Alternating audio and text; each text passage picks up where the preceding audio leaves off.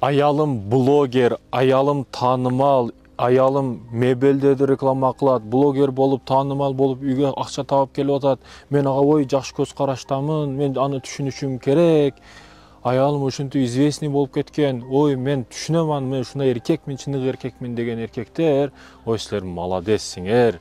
Ой, силер красавчиксиңер, силерден өткөн күчтүү эркек жок, силер молодецсиңер, азаматсыңар, силерге ушундай күчтүү эч кимде жок, эч кайсы спортсменге берилбеген медалдарды ойлоп таап бериш керек.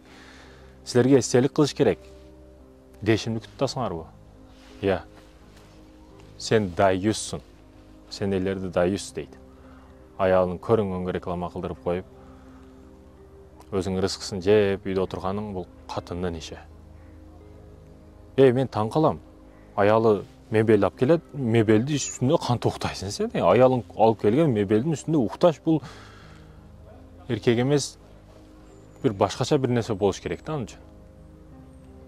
Аялың алып берген кийимди кантип кийип жүрөсүң, сыймыктанып, уят эмеспи?